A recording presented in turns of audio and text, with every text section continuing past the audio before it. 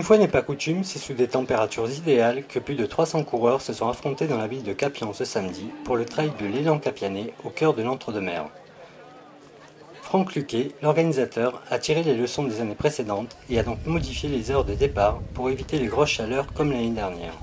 J'espère que ça va bien se passer. On a 110 inscrits, préinscrits sur le 20 et 65 ou 70 inscrits sur le 10.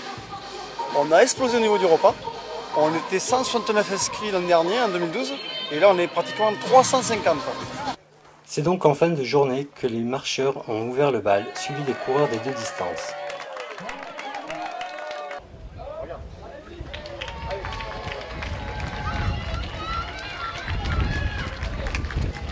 Un parcours légèrement modifié mais tout aussi difficile qui alterne entre sous-bois, vignes, belles côtes et rapides descentes à négocier prudemment.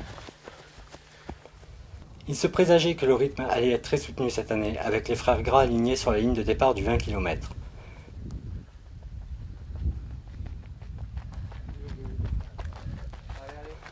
Chose faite pour les jumeaux Damien et Michael, qui s'imposent respectivement en 1h06 et 8 secondes et 1h06 et 9 secondes, presque 7 minutes devant le troisième, Frédéric Courage du Bouliac SP, vainqueur de la Pastourelle cette année.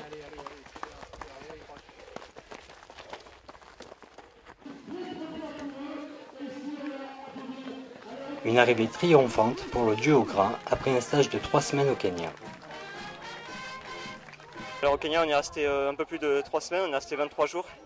On était à Iten, à 2400 mètres d'altitude, et avec tous les meilleurs Kenyans, et puis on était tout le temps accompagnés sur chaque séance, on avait au moins 30 personnes avec nous, donc c'était parfait pour s'entraîner. On venait pour faire un footing, enfin une sortie longue avant la grosse échéance de samedi prochain, le semi-marathon de Lille, où on voudrait faire un bon chrono pour avoir une chance de se qualifier au championnat du monde.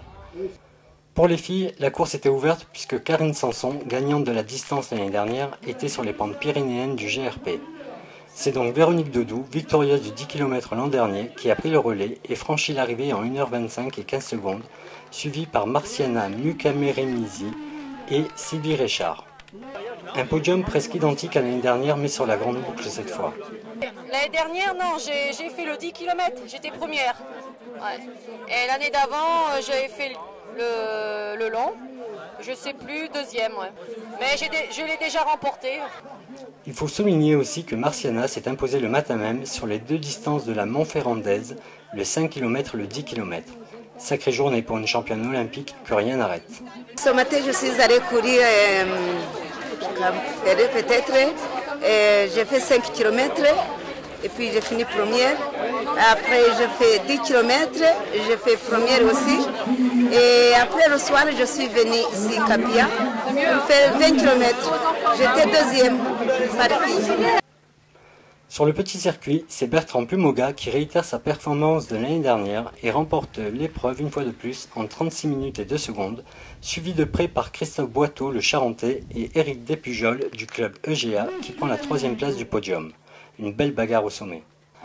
Chez les féminines du 10 km, c'est Laurence Nog du club de Bouliac qui boucle en 43 minutes et 2 secondes et monte sur la plus haute marche, accompagnée de Nadège Contis de Léognan pour la 2e place et de l'Aveyronnaise Sylvie Salanac.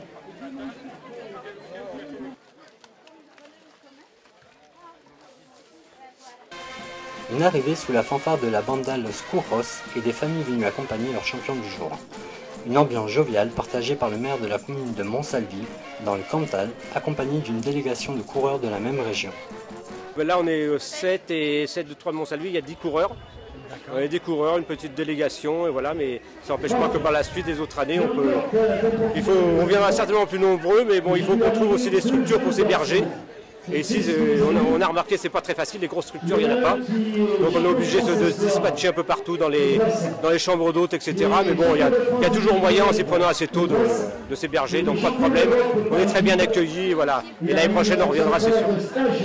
Un jumelage entre les deux villes a été décidé en novembre dernier par les deux maires lors d'un déplacement dans le Cantal pour la course en équipe de la ronde de la Châtaigneraie. Entre Capian et notre commune, on a fait le mariage du vin et du fromage. Un mariage très heureux parce que ça marche bien ensemble. En fait, nous nous sommes connus grâce au Trail de Capian et nous avons une course pédestre similaire en relais, en 4 relais, qui s'appelle la Ronde de la Châtaigneraie, qui a lieu chaque année début novembre. Et des gens de Capian sont venus participer à cette ronde et nous avons fait connaissance.